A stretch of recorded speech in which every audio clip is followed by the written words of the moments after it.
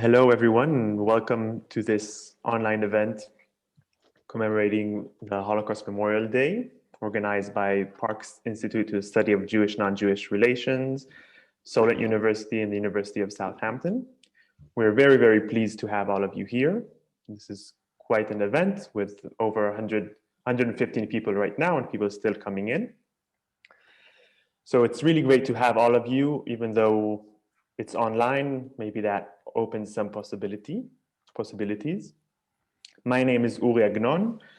I am an outreach fellow student in the Parks Institute. I'm a PhD student in music, and I've been part of the organization of this event. I won't speak for very long. I'll just run us through the program and let you know a few technical points. First of all, this is being recorded. So if at any point your video is showing or your audio is showing, you should know that it will be recorded and we will use it on our YouTube channel. And the other thing is, if you have questions throughout, you can comment or write whatever you want in the chat. But if you have questions that are mostly for our main event, which is the testimony, then you're welcome to use the Q&A option on your screen below. So I think we can begin. I think most people are already here. So we'll start with a few words of welcome, followed by a testimony from Holocaust survivor Henry Schachter, then a performance. After that, a personal reflection and some closing remarks. That will be our evening. And I'd like to first invite the Mayor of Southampton, Councillor Sue Blatchford, to say a few words. Please. Thank you, Uri. The coronavirus pandemic has shown us the fragility of human life. Coming out of the darkness of COVID, we are hoping for light at the end of difficult times. True pandemic stories will be told and perhaps denied. Conspiracy theories can and will be found on social media, especially during the days of fake news and isolation from the truth. Today, thanks to the Parks Institute, we are using that same social media, a virtual platform, to pause, reflect, shine a light on past dark episodes, and ensuring that the horrors and sad legacy of the Holocaust and recent genocides are told. Through history, especially the last century, millions have been indiscriminately killed by the targeted barbarism of fellow human beings. We need to remember the atrocities that humankind has been able to commit against one another, causing catastrophic and unimaginable suffering, the scars of which have been passed on to survivors and later generations. Holocaust and Genocide Memorial shows the importance of a united front against hatred and oppression of others through remembrance. As we remember the Holocaust and the post-World War II genocides, we reflect upon those who have been murdered, maimed, and traumatized by the experience. Being mindful of the contemporary issues of racism, prejudice, and discrimination. It is essential that we stop these tragedies from ever happening again, learning the lessons of the past, applying those lessons to the present day to create a safer, better future. Holocaust and genocide distortion is a direct attack on the memory of the victims and a threat to the fundamental values of democratic societies. Distortion and denial of those past atrocities, of any atrocity, is a poison, a deliberate, insidious evil. As Mayor of Southampton, I'm very proud to represent such a diverse city of many communities and cultures. It is important, regardless of background, faith and traditions, that we need to stand shoulder to shoulder with each other to collectively remember what has happened, remembering those who have suffered and those who continue to suffer, and to safeguard the future against further violence and genocide. We need to choose to be a light in the darkness, illuminating mistruths, seeing the horrors, as even now in Yemen and against the Uyghurs. One light is vulnerable. We need to form many lights, making them too strong to be extinguished, to shine a light on the truth, to defy, resist, counter hate and evil. Each of us must give a commitment to stand up and confront that hate, cruelty, evil and prejudice wherever we encounter it.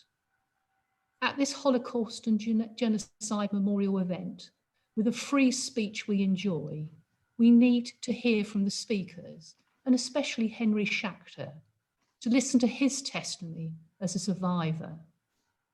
If we don't tell and listen to the true stories, the experiences and scars, we are only left with statistics. I hope we all enjoy this evening and reflect. Thank you. Thank you very much. Next, I'd like to invite Nona McDuff, OBE, Pro Vice-Chancellor of Student and Teaching at Solent University, to address us. Thank you very much. So thank you to everybody for listening, and what a lovely evening it is to celebrate together and to remember this important day. And I'm delighted to be joining you here this evening as we mark Holocaust Memorial Day. In a way, we are all connected this year across the world, across countries, and from different parts of the globe.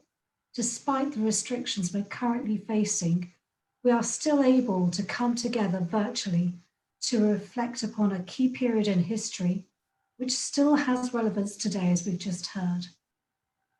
The horrors of Auschwitz and other Nazi death camps will be an important memory to continue. It will be important to keep learning, to keep remembering, and to keep thinking about how it's relevant to our current environment and the way in which we live and we work. The recent rise in xenophobic nationalism underlines the need never to forget and to take action. Universities are supposed to be transformative places, and what we've got to do is to ensure that they are transformative places for everybody, despite what the few may think about different nationalities and different people. So at Solent, we're proud to have continued working with colleagues at the University of Southampton and the Parks Institution to deliver tonight's programme. This is a tribute today. It's a warning, but it's also a mark of hope. I'd like to take this opportunity to thank the University of Southampton and Parks Institution for leading on this event, for showing their commitment, for carrying it out in lots of different ways throughout the year, but for providing us today with an opportunity to collaborate and to discuss and to remember. This evening, Solent University's performance students will read excerpts from Kinder Transport by Diane Samuels. I'm really delighted that our staff and our student community have still been able to support this evening's event despite the pandemic. And for me, this illustrates our commitment to continue to provide an inclusive and real-world experience for our students. And as I said at the start, universities are supposed to be transformative places. They're supposed to have their contribution to the community and to creating a positive global environment. At Solent, we act on our commitment to inclusivity by working with communities, both locally here in Southampton, nationally, but also on a global scale. And we take our role as being a university for the city very seriously. And that's why we're continuing to be the centre of knowledge exchange throughout this pandemic. Tonight's event should challenge us and it should make us feel really uncomfortable. It should make us despair, but it should also be an opportunity for us to renew our commitment to inclusion. It's events like this that take us out the everyday normal and spur us on to action. We appreciate the sensitive nature of this event tonight, but I do hope that we can all reflect and take learnings to ensure that society does not repeat upon mistakes that they have made. During a time of what has been politically, socially, and economically very challenging, I think events like this are even more important. Today is even more important, and the messages and voices of all of us are even more important. I would like to just end my welcome by once again thanking the organisers, the students, the staff, the guest speakers and the contributors and performers who have worked to make tonight a really powerful event. But of course, it's because we're all here that today will be something that we will remember going forward. So thank you very much. Thank you very much. Now I'd like to invite Professor Alex Neill, Vice President of the University of Southampton. Please.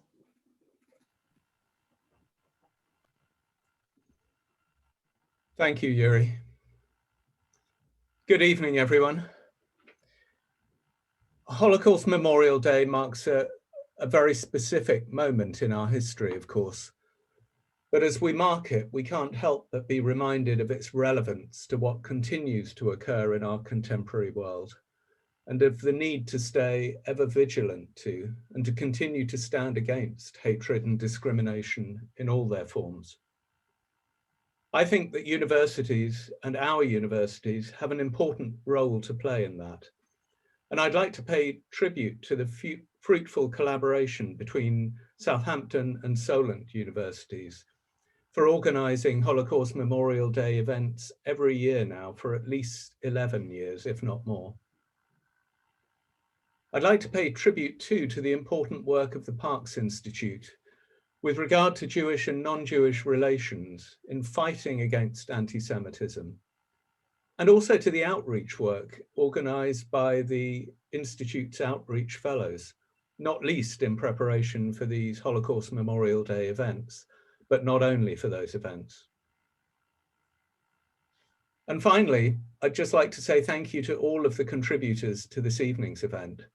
I'm looking forward to what I'm sure is going to be an inspiring evening, but I predict it'll also be a challenging evening and one that leaves us full of thoughts and full of confidence in the role that we can play in fighting discrimination, in fighting hatred, and in taking this work that we're going to see this evening forward in a very positive way.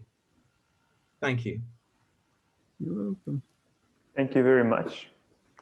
Thank you very much for all three of you for highlighting how much this is important also for our current day. And I'd like now to introduce our main speaker, Henry A. Schachter. Good. Come on, Henry. So I'll just say a few words about Henry. He's a Holocaust survivor who first gave his testimony at 2014 Holocaust Memorial Day. He has dedicated his time ever since to speaking to thousands of children and adults across the UK through the Holocaust Educational Trust's outreach program. And we are very honored to have him tell his story to us today. He was also awarded a BEM for services for Holocaust education and awareness in 2019. So please, Henry. Good, Henry, I know you. Yes. Thank you very much. Hello, can you hear me? Wait. Yes, we can hear you. We can hear you. And you can see me, and you can see the cartoon on the screen? Yes, we see both you and the cartoon. Okay, lovely. Thank you very much. Well, first of all, of course, it's a very, very great privilege to have been asked. It's my second time I've spoken to the Parks Institute. The last time was years ago in person, and hopefully maybe in some distant future, I'll be able to do that again.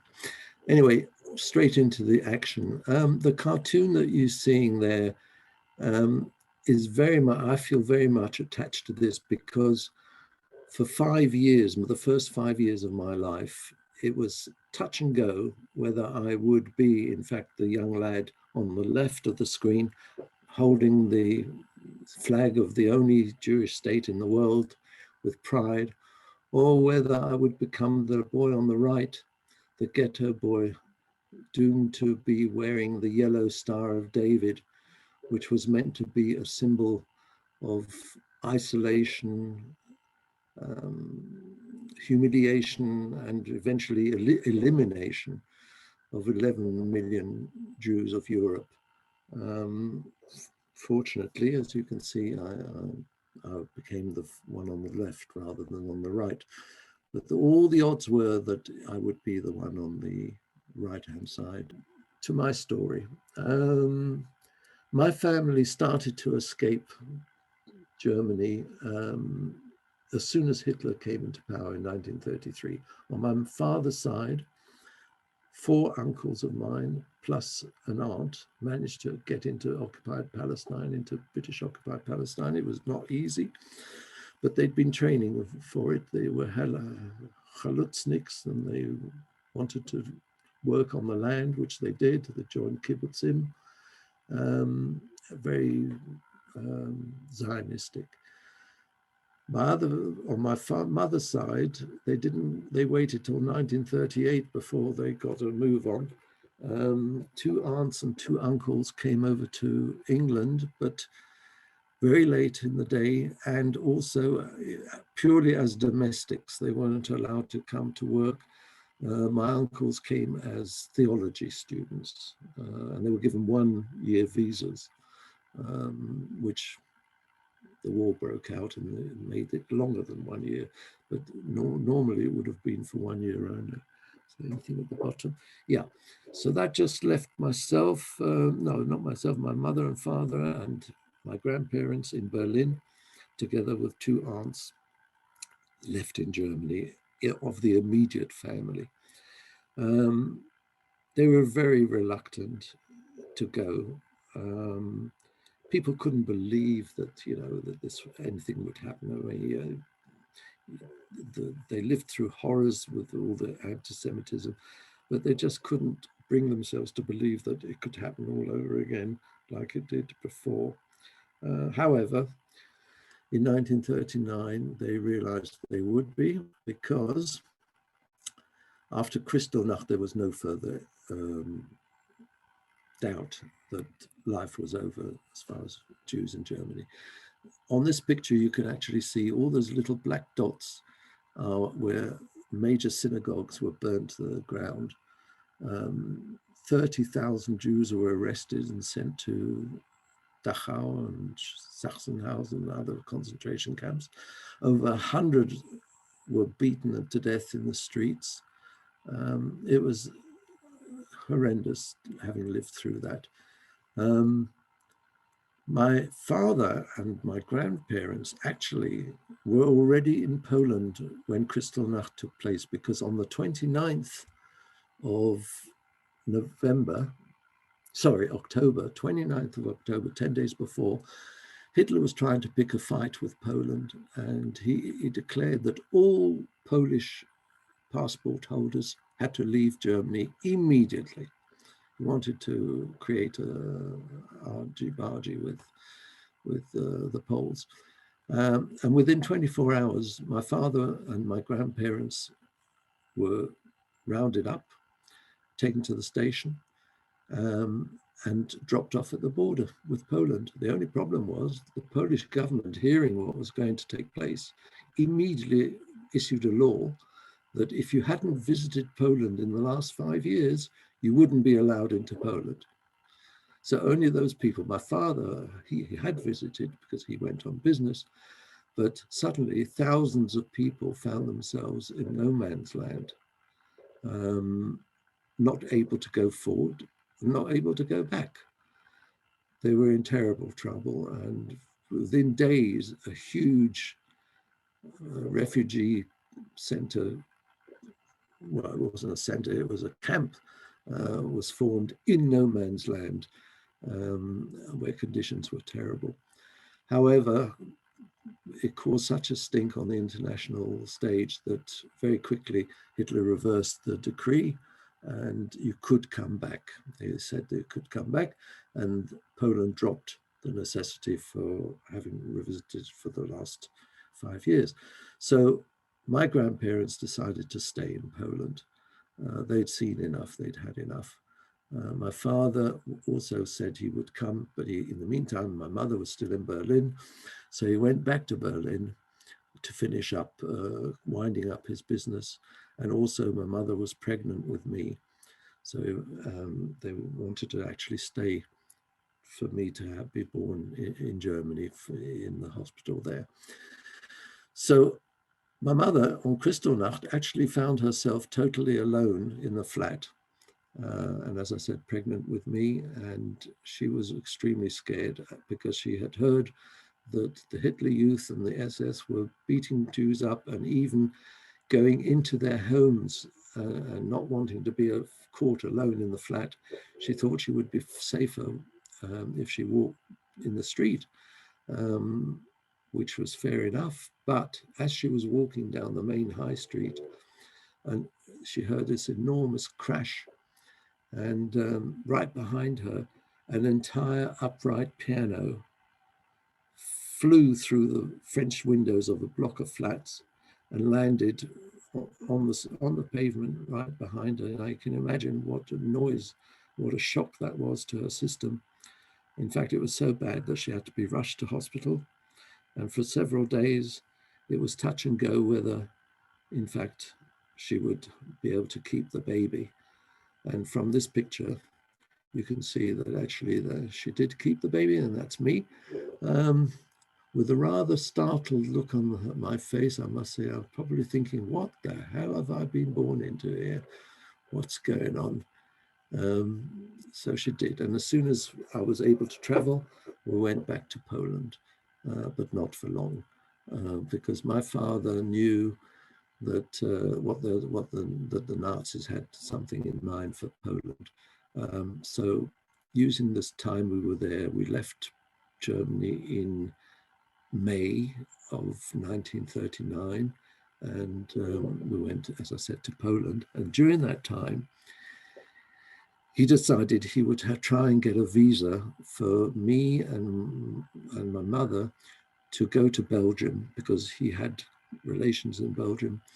And he knew in Poland there was absolutely no chance of getting a visa anywhere. As the winds of war drew closer, everything shut down. Nobody wanted to know, not America, not England. Nobody wanted to know about refugees. So we were stuck in Poland, really. But because he had a business visa, he was able to go to, and he thought if he knocked on enough doors in Belgium, then he might get a visa for us. Sure enough, though, just as he had forecast, and within a week of him reaching Belgium, September 1st, Germany invaded Poland. And then there was war. And then on the 3rd, Britain and France declared war on Germany. So he's stuck in Belgium, and my mother's stuck in Poland. However, once again, he had been a little bit ahead. My father was always ahead of the game. And he had organized, in case he couldn't get the visas for us, and it all turned out worse. There was a forgers in what's the name of the town? In the south. I'll think of it in a minute. Not far from Tarnów, there was a town. Where we are? We'll go back. Just a second. In Krakow, sorry. Let me just go back a minute. Right, okay. Yeah, in Krakow, there were people who could forge documents. And with those forged documents, maybe she could come to Belgium, which was a neutral country at the time. And this is what we did. We went to Krakow. Just a moment, I've got this one in the wrong place. Yeah, anyway, the reason being that behind the Wehrmacht, I mean, that was bad enough having the German troops invade Poland, but came these guys, the Einsatzgruppe, death hit squads. They consisted of 3,000 hand-picked murderers, absolute psychotic Nazis who were happy to do anything that was asked of them. And they entered Poland behind the Wehrmacht, and their single task was to gather up Jews, put them in ghettos, or if there weren't too many of them, shoot them there and then where they were. And this is what took place when they reached villages. The Jews were taken out. We all know the stories. They were made to dig their own graves, and they were shot.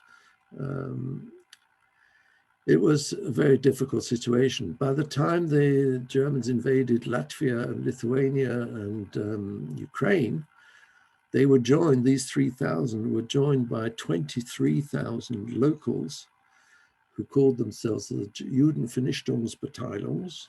They didn't make any bones about it. They said Jewish extermination squads. They volunteered for this job. Usually they were taken from the local police because there was plenty of anti-Semitism, not just in Germany. And they formed the backbone of the killing squads, actually. This is a little video. The propaganda was effective. Jews were murdered in broad daylight in the streets by Ukrainian nationalists.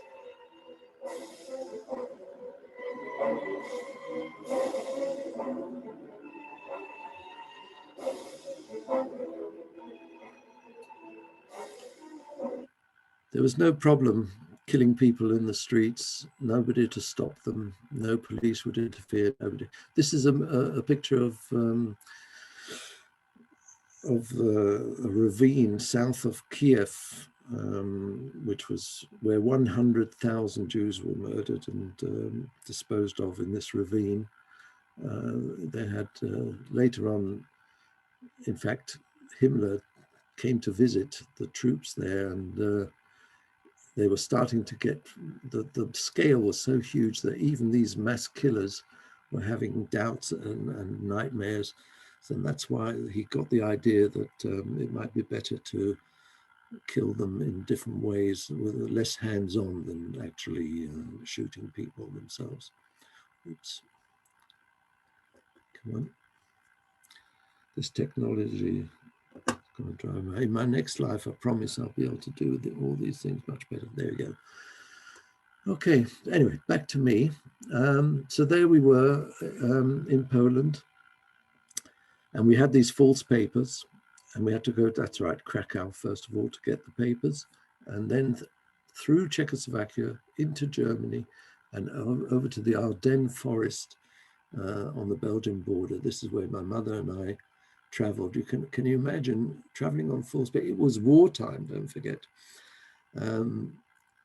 At every station, the Geheimpolizei would get on the train and, ja, Papieren bitte, Ausweisung, let's have your papers, documents. I mean, you needed to explain why you were traveling in wartime. They were looking for spies. It was called the phony war at the time because Britain and France weren't actually fighting physically with the Nazis at the time, but nevertheless, it was wartime. And anyway, she must have told a fantastic story because she was only 29 years old and traveling with me and on her own with false papers. But anyway, we made it to the Ardennes forest, but having got there, she found that there were 20 people waiting to be smuggled across. And the smuggler saw me and I was crying and he said, I'm sorry, Frau, I can't take you. The baby will give us all away. It's just not, can't do it. Tell you what, give him this pill. He gave him a pill, and in a few hours, I will take these people across, and then in a few hours, if you wait here, don't move, I'll come back and take you. And that's it. They disappeared. My mother was left in the forest. 1939, December was a very, very cold winter. Would he come back at all? I mean, he'd been paid to take these 20 people, but he did. He was a man of his word, a righteous man, and he did come back and he took us.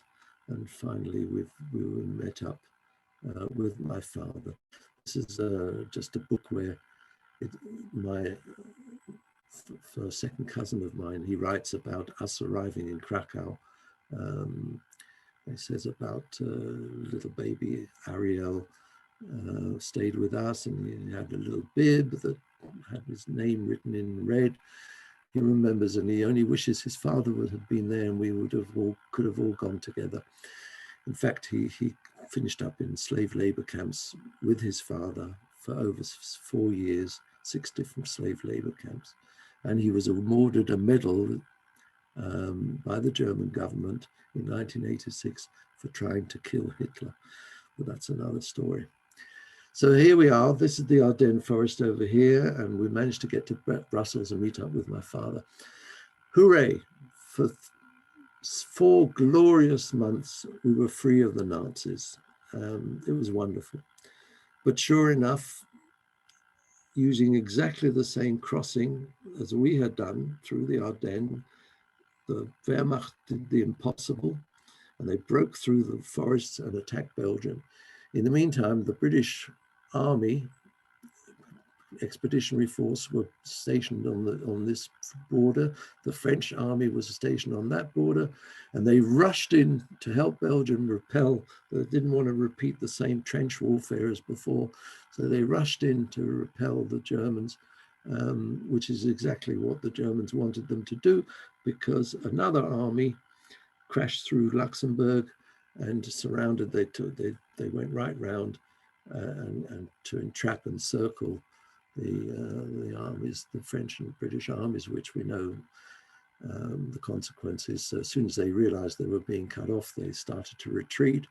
In the meantime, practically all the Jews of Belgium and Antwerp were trying desperately to get away. We left as well with a push cart. We were told that in Zeebrugge over here, we might find a boat to take us somewhere, it doesn't matter where. And if that didn't work, plan B was to go over to the French border and cross over there. But we didn't know that it was the German army had already encircled the British. Anyway, to create more confusion, all the roads were being machine gunned by Stuka bombers, bombed and machine gunned. And every time we had to jump into the ditches on either side of the road. In one of these attacks, my father was wounded in his left arm. He was patched up by some French or British medical men.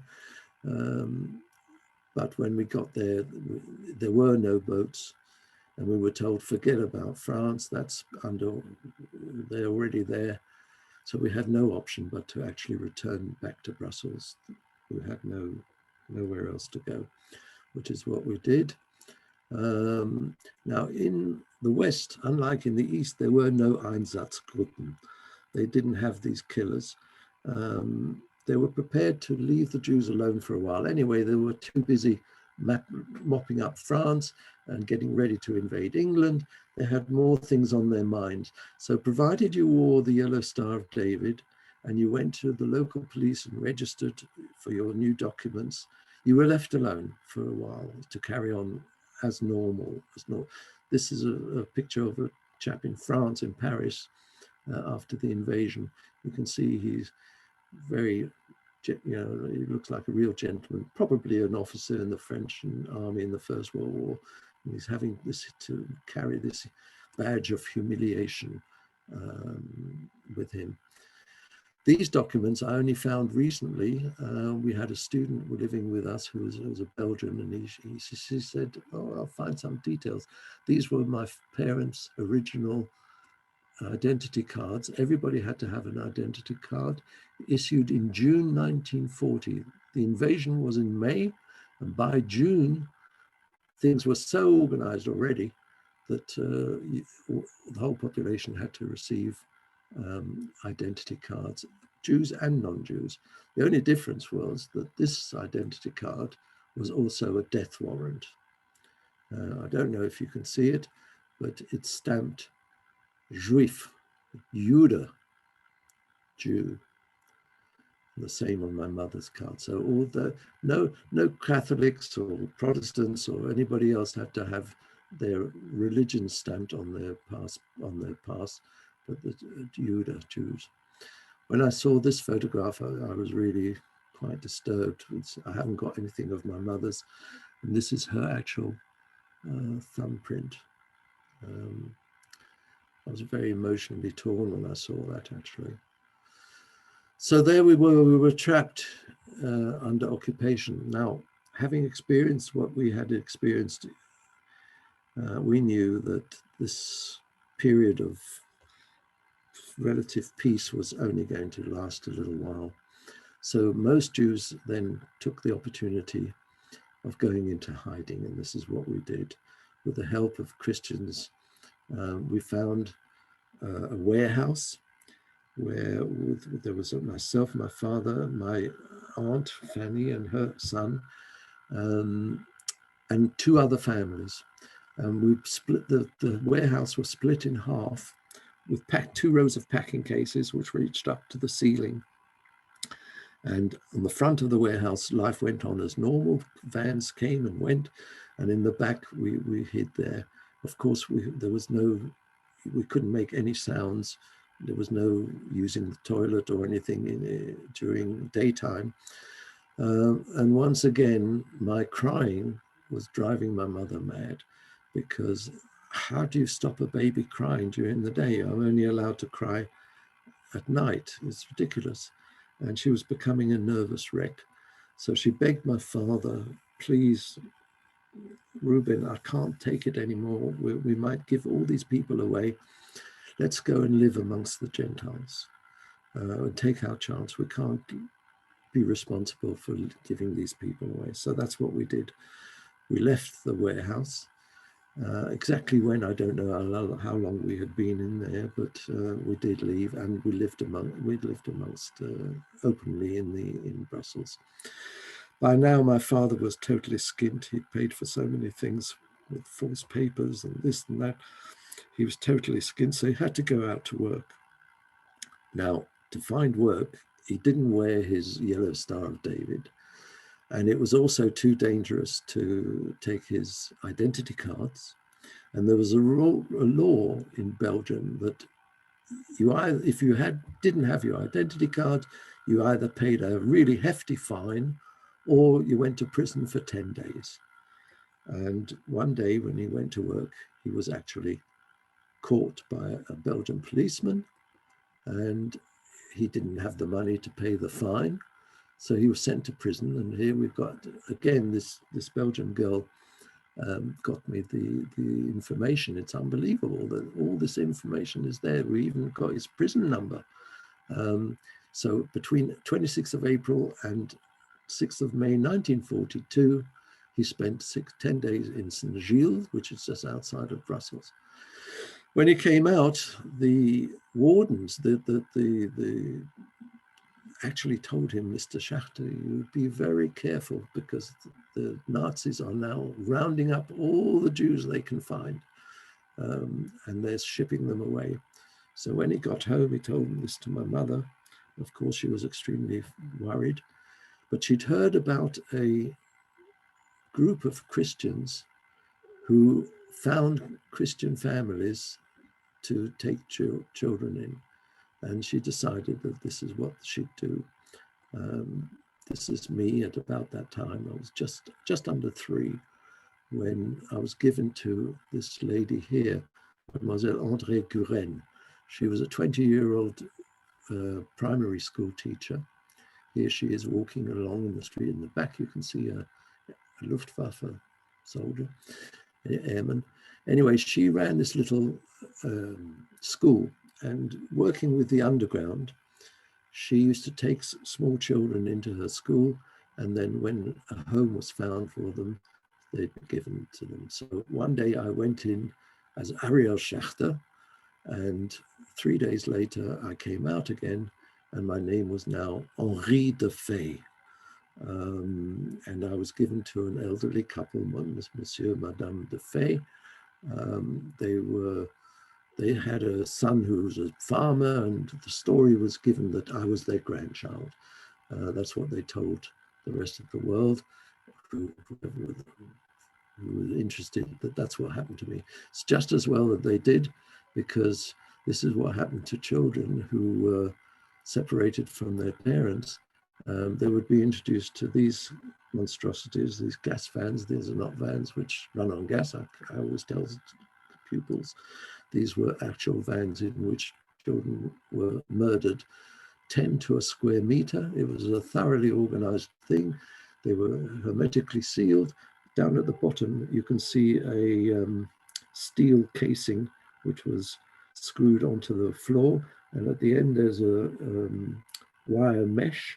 And once the children were loaded into the van, the doors were shut, the driver would get in, start up the engine and drive off to a pre-prepared trench where the bodies would go. And it would take about, they were very careful how many they put in, because if you put in too many, all the banging and swaying could overturn the trap.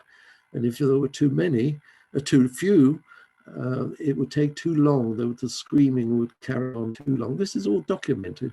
The screaming would carry on too long before they could unload it. So normally it would take about 7 minutes for the children to die. This is taken from a film that was made after the war called The Ambulance, with a Z, by a Polish director. Those are actors, but these are actual children on their way to their deaths. And I, for sure, would have been one of them. There they are, innocents led to the slaughter. You can see they've got their best uniforms on there. The people would give them the best clothes that they had, their little sailor suits. And over here you can see a Nazi pretending to be a doctor to calm the children, saying, "Oh, you're only we're going for a short ride." It was vicious, horrendous. Anyway, I was saved from that, and I went to live here in 115 Rue de la Victoire. I took this picture when I was 11 years old, when I went back to visit the couple.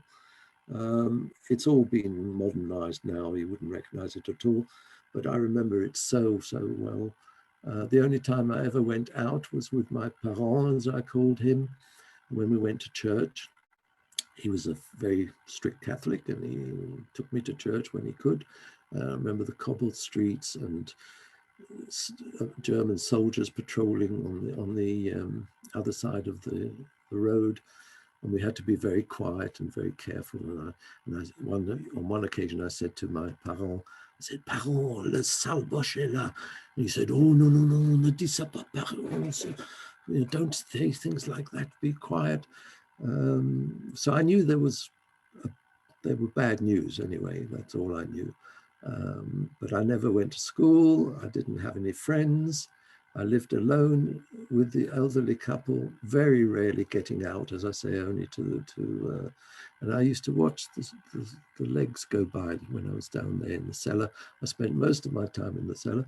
There was a cupboard, which wouldn't have been much cop had they really invaded, but there was a cupboard with a false back. And I was told, unless there's a special ring on the bell, which is 3 knocks, 3, 2, 1. 3, 2, 1, that was okay, it was safe, there was somebody we knew. But at any other sort of knock, I had to go into the cupboard, slide myself in behind it and shut it and wait till I was called out. It only happened to me once. I had no idea why I was doing it, but there we are. Fortunately, it only happened once. So life was extremely boring, to say the least, with no other, and I knew there were other children because I used to have 2 comics which they used to give me. One was Baba the Elephant and the other one was Tintin. These were my 2 saviors. All I knew of the world was contained in those 2 books. So I knew there were other children, but I had no idea why I wasn't allowed to mix with them. And there you go. On my 5th birthday, my mother came to visit me. Now, this was amazing because she actually managed to bring a cake. Where she got the ingredients from, I don't know, but she brought the cake, and I showed her my toy soldiers and my books, and we had the cake and everything was lovely. and then she had to leave. And when I heard she had to leave and I wasn't going with her, I ran up to the top of the stairs and I sat on the stairs crying my eyes out. Why couldn't she take me? And I watched her put on her coat and a scarf, and with one last look, she waved to me, Abiye. And I watched her go out of the house and out of my life for the rest of my life. Never saw her again, or my father. Yeah, that was her. She was always very fashion conscious. Yeah. And you can see that it was as well that she gave me away, because they had to move 3 times. There were 3 different addresses because things were getting too much. You know, somebody was saying, who are these people? So they had to move 3 times. Exactly 7 weeks after my birthday, after her visit, they were caught. These documents prove it. They were caught and they were sent to a holding camp. And finally, they left on the 25th convoy, the one but last, the penultimate convoy to Auschwitz on ticket number 306 and 307. They had to pay. In the West, people had to pay. They didn't go in cattle trucks. They went in ordinary passenger car, and they made the Jews pay. And if the Jews didn't have enough money, they took it from the community. You had to pay for your ticket to your death. They were so obnoxious, you know, so snide, trying to fool people that they're going somewhere special. It's terrible. So they were sent there, and eventually they reached Birkenau and were selected for work. My mother, speaking perfect German, was sent to the kitchens in Birkenau, and my father to a work group. Over there, you can see already a line of people going, walking. Don't know if anybody's been to Birkenau. They're walking to the gas chambers. Within, they would be stripped in the woods near the gas chambers, and then that was it. 2,500 at a time, and there were 2 operating, 2 major gas chambers there. Anyway, they were chosen for work, and they managed to survive. Sorry.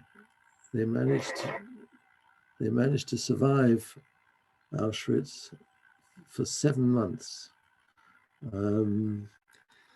before the Russians approached, but the Germans still needed slave laborers, so they weren't shot or taken to gas chambers. They were put on death marches, and my mother was sent to Belsen, and my father to the south. To a concentration camp there on the death marches, which I'll speak to you a little later about. September 1st, yet again, September 1st, a miracle happened. A battalion of armored, or a brigade of the Welsh Guards decided to visit Belgium, Brussels rather, and Ariel Schachter, who had been Ariel Schachter, became Ariel Schachter again, and they decided to liberate Brussels. And I was there amongst the crowd, not exactly in the middle there, but I remember the joy and I wanted to jump on a tank and please let me go on a tank. No, too dangerous. It was an incredible experience. You can imagine. Let me get to the next slide. Right. Okay, now this is my Uncle Jonas, who was in hiding with us. Now he'd been in the diamond business. And 2 or 3 days after Brussels was liberated, they liberated Antwerp, and he wanted to go and see who was left of his colleagues and his family, other people he knew in Antwerp. So he got out, he got onto a tram to go to the station. And after about 10 minutes, he realized, oh my God, I'm going in the wrong direction. So he got off the tram, crossed the road, and waited for a while to go on back the other way. And as he's standing there, he sees a little boy of about 6 and a half, skipping along the road. La guerre finie, wonderful. And he's looking at him. Oops, come back. Yeah. La guerre finie.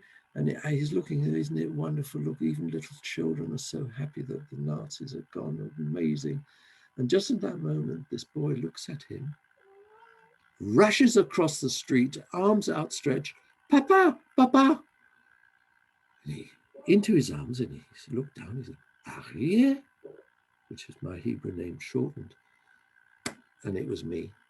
I thought it was my father because the way he looked at me, the empathy in his eyes, something just clicked. And I remember my father was quite small, and that's how they found me. Can you believe that? 3 days after nobody knew where I was. Nobody knew where a lot of people, I mean, some children were never found because there was nobody left to find them. But I was found that way, amazing. However, I probably would have been found, but it would have taken a long time because my parents and maman were very fond of me. They didn't want to let me go, but my uncles and aunts in London and Israel, obviously they wanted, both of them wanted me to join them. So this is what happened. This is me with my maman and parents. This photograph was taken in June of 1945, not long after the liberation when the war ended, to send to my family to see how I looked. I've got a very miserable expression on my face there because I didn't want to leave. Going to England, what's that all about? I'd had enough being pushed about all over the place. And also I'd found a friend, I'd found a girlfriend who I loved very much. And I didn't want to be parted from her. In fact, I'm nearly at the end, so I'll tell you the story. My parent used to smoke pipes, but after the war, he went back to his cigars. And I nicked one of his cigars, and wrapped around the Dutch cigars were this gold bands, paper bands. So I said to Solange, Solange, I've got to go to England, but I'll come back for you when I'm older and we'll marry and we'll get to see, and give me your thumb. So she held out her thumb and I stuck this gold paper band around her thumb and I said, this now means we're engaged, and promised to wait for me. And yes. Do you want to know if I kept my promise? Well, no, I didn't actually. Sorry to say, I did go and look for her when I was 11, to be fair, but she'd moved away. Anyway, I think we'll call it, oh, no, I'll just finish off here. As a matter of interest, actually, this shows you on the death march, my mother had to go to Belsen, which is up here. Part of the way they marched, and part of the way they went by open trucks. And here, my father had to actually march all the way to Flossenburg from Großrosen, which was another camp here. Can you imagine walking all the way across there? Now, what happened to him was that when he got there, so let me come back to that. Yeah, when he got there, he was put to work in a stone quarry, would you believe it? And he said to a friend of his, I'm not going to survive. I can't take this anymore. After 7 months in Auschwitz and then the forced march. And he said, I'm going to make a dash for it into the forests. It was surrounded by forests. And his friend said, don't, Reuben, the war's nearly over. Don't. He said, no, I can't. I promise you I will die tomorrow. So when he thought nobody was looking, he made a dash for the forest, but he was spotted. And he was shot in the back there.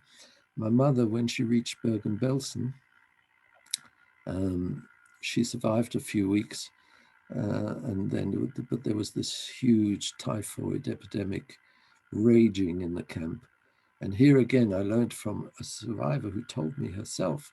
She said, I was with your mother and I held her in my arms.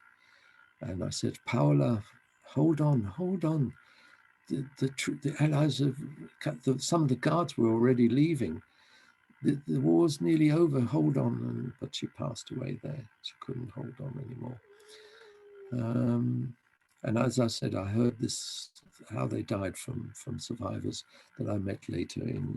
Look, just imagine this: they were born in Poland, my parents, right? They left to go to Germany because of anti-Semitism. When they were in Germany, they decided, well, they couldn't stay there anymore, so they went back to Poland. The Germans invade Poland. My father tries to get to Belgium. He gets to Belgium. My mother also follows and gets to Belgium. They get caught in Belgium and they get sent back to Poland. And then they get back to Germany where they are, in fact, killed. Can you imagine? This is all during the course of 4 years, backwards and forwards and forwards and backwards. Most people died instantly or very quickly, either being shot or gassed or whatever. Maybe they were the fortunate ones, I don't know. But the ones who survived or semi-survived, the hell they went through is just unbelievable. Anyway, that's my story. I have to cut it short. It's a shame I can't show you more videos, but there we are, one day maybe. So thank you very much for listening. I don't know if I've overrun my time. You've been perfect. Okay. Thank you, Uri and Claire, for giving me this opportunity. Thank you so much for sharing all of this with us. It's really powerful and inspiring and interesting and sad. Yeah. We have time for just a couple of questions. Sure, no problem. Great. So if anyone wants to put a question in the Q&A section, then we can answer it. And until someone does, I'd like to use my chair's privileges and ask a question myself, if that's all right. Sure. Can you tell us a little bit about how you came to learn about all of this? Because you have so many documents and photos and memories, and it's probably not everything you just remember because you were very young for some of it. So can you tell us a bit about the process of relearning it? Yeah, well, certainly. I didn't have the document. In fact, I never had a birth certificate ever. I was told, oh no, it's been bombed, forget about it. I mean, I only returned to Germany 2 years ago to Berlin, which was 79 years after I was born. I returned to Berlin, and I found a lot of the documents there in the Jewish Museum in Berlin, and also the German authorities. Also, they're very keen to reconnect with survivors who had been born in Germany, and they're very, very helpful. A lot of German students are working for nothing on all these archives and finding and helping Jews find their stories behind them. So a lot of the stuff I found from there, and also from this Belgian student who stayed with us, and she took a keen interest, and she got me all these things about the documents and etc. and about my father being in jail. I had no idea that he'd been taken to prison. But the rest was from stories I heard from survivors themselves. We used to travel to Belgium a lot on Jewish holidays and festivals. And a lot of the Belgian survivors also used to meet up in Knokke, Zoet, which is the holiday resort in Belgium. And I met a lot of people there, and they you hear a lot of the information. Yeah, that's how I got the background. Yeah, thank you. Amazing. So much background. I see it's a question that came up by others as well. So thank you for clarifying that. And that's true. One more question that you were asked is, can you tell us a bit more about how you came to Britain, or why you came to Britain? Right. Well, yes, by all means. There was a struggle between the two families. My family in Israel, on my mother's side, 3 uncles and an aunt, they desperately wanted me. And then my mother's family in England, and my grandfather, who also was in England, they won out, basically. I mean, life in Palestine, as it was then, there wasn't in Israel, was very hard. There was bombings and shootings, and they were just about to enter a major war. And so my family thought, no, I'd lost enough. I should go to England. It wasn't easy. It took 6 months to get the Home Office to agree to give me a visa, even after the war. 6 whole months I stayed with my parents during that period. Even then they got it wrong because they thought I was a girl, Miss Ariel Schachter on my form that I had. So I came to England and went to school. I didn't speak any English. I only spoke French. And instead of the French, I learned Yiddish and a bit of Hebrew and English, and I completely forgot my French, which is a shame because I would love to be able to speak fluent French now. Well, you still spoke it well during the lecture when you spoke. Oh, the accent. I didn't lose the accent. That's true. Once you got that accent, it's there. So thank you so much for everything. And just to tell everyone, this will also be online on our YouTube channel, so you can revisit it if you want to see some of it again. Oh dear. And we only have 2 more speakers for tonight.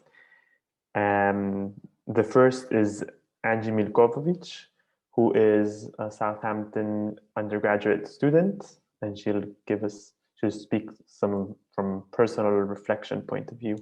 So please, Angie. Hello. I would first like to say thank you to Claire and the rest of the Parks Institute for giving me this valuable opportunity that I'm incredibly grateful for, and for giving me the chance to share my reflection on the Holocaust and raise further awareness of a tragedy that has been consuming my thoughts and research over the past year or so. About 2 years ago, I submitted an entry for the Holocaust Educational Trust about the importance of remembering the Holocaust and what we can do to ensure it is never forgotten and does not happen again. The very first line of my entry was, "Why should the Holocaust be remembered?"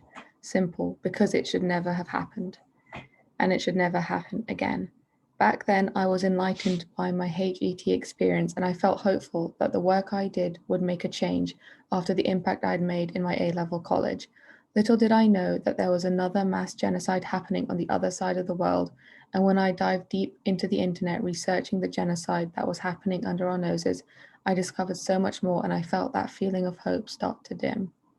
The genocide in the Xinjiang province of China was a huge wave across all social media platforms. There were all sorts of hashtags used to raise awareness and make up for the fact that this was not being broadcast on any mainstream media. It is currently estimated that there are 11 million Uyghur Muslims living in Xinjiang, and in 2009, the tension between them and the Han Chinese rose to an all-time high, erupting in violence. As a result, the communist Chinese government decided to persecute the Muslims and enforce this crackdown to prevent terrorism and root out Islamic extremists. If you're a history student or know anything about the Nazi regime, this theme of villainizing an ethnic or religious group will be very familiar. Jews living in Germany and Eastern Europe were villainized to whip up fear and hatred for the population, forcing the Jews into concentration camps. The parallels are terrifying. The US government estimate around 1 million of the Uyghur population in Xinjiang have been locked up, whilst the rest are still harassed and targeted. Reports state that these people are subject to sweeping mass surveillance, mass detentions, make of that phrase what you will, and forced assimilations. It's hard for us to imagine another genocide after the events of the 1940s, but the fact is that this has been going on and we have allowed it to. To put it in a more concerning point of view, these vocational education and training centers, as the Chinese government is calling it, force the Muslims to learn Mandarin, renounce their extreme thoughts, and undergo daily indoctrination, not to mention the torture and all forms of abuse that the victims face. This is exactly what happened in the 1960s and the 1970s during the Chinese Cultural Revolution that introduced a mass movement of Han Chinese and targeted Muslims, Buddhists, and Christians. History is repeating itself on the similar scales every couple of decades, and that alone is a frightening thought when we think about what will happen in the next 30 years. After this retraining, the victims are forced into factories and other places to work, again, like the Jews were in the Nazi concentration camps. It is clear that history is and has been repeating itself, which emphasizes how important remembering is for us as a people of a developed society. We cannot write new laws or enforce legal actions, but if we can all see the impact and the importance of remembering, pass it on to our friends and family to keep the conversation going, so we no longer have to worry about the lack of representation of these genocides in our mainstream media. The rise of social media across the past 10 years has been a powerful tool in exposing these genocides and injustices that the mainstream media fails to cover. It has allowed for hashtags such as Save Muslim Uyghur and Uyghur Genocide to trend worldwide across all social media platforms, with millions of photos and coverage articles per platform. This social media surge is a tool that was non-existent 100 years ago, and we can use this to our advantage by spreading awareness and making sure that these things never slip under the radar again, and we are able to force the media to cover these injustices as well as hold governments accountable. There is so much tragic history that exists among us, but we fail to see it. Hegel was right when he said, "We learn from history that we do not learn from history," and the Uyghur genocide is a modern-day proof of this sad fact. As we move on and enter this new decade, we are at risk of forgetting the genocide, and it is already starting to show in the last few years. This is why remembrance of it is of paramount importance for our generation, and to ensure nothing like this happens ever again. Thank you. Thank you very much for that. We move to closing remarks from Dr. Claire Lefol, Director of the Parks Institute. Thank you very much. I'm very conscious of the time, and I would just like to add a few thank yous on behalf of the Parks Institute for the study of Jewish non-Jewish relations. So the Reverend James Parks, as we know, was an activist. He fought against anti-Semitism and all kinds of racism, but he was also a historian of Asian history, who dedicated his academic work to the study of the relations between Jews and Christians, and who contextualized anti-Semitism and the Jewish experience in its wider context. And it is very important in our era of tweeting, of widespread Holocaust denial on social media, of rushed and out of context references to the Holocaust for political or populist purposes on the left, on the right, and on the center in the American Capitol recently, or in many other places in the world. So it's really important, more important than ever, to avoid simplifications, to take the time to listen to survivors and to understand what the Holocaust was historically. So thank you, Henry, for helping us to do this tonight and for continuing to share your personal experience of the Holocaust. In our era of massive forced movements of populations, even during this pandemic, population pushed out of their homes and countries by global warming, poverty, or wars, it is more important than ever to reflect on the condition of refugees and to call our governments to do more and have a more human, generous, and far-sighted approach to refugee. So again, we could be inspired by James Parks, who helped rescue refugees in the 30s. Thank you, Maggie, Annie, Olivia, Tov, Veronica, and Tom for performing this very moving piece about Kindertransport. And as James Parks courageously did in 1943, and I really encourage you to read his letter that is on the Parks website and that is now on the chat, it is urgent to denounce the ongoing genocides, to not stay silent or look away, and to sound the alarm. So thank you, Angie, for your very powerful piece about the genocide of the Uyghur Muslims in China, and for reminding us that this is our collective responsibility to do whatever we can to stop this from happening and alert our governments. So many thanks to all the speakers tonight, to Southampton City Council, to the University of Southampton and Solent University for their support. And a final very warm and special thank you to the Parks Outreach team for putting together this very meaningful evening. Uri Agnon for chairing and for doing much more than that. Nicola Woodhead and Anushka Alexander Rose. And also thank you to Katie Power for creating an online exhibition that I really encourage you to take a look at. Thank you for your attention and for reflecting with us tonight.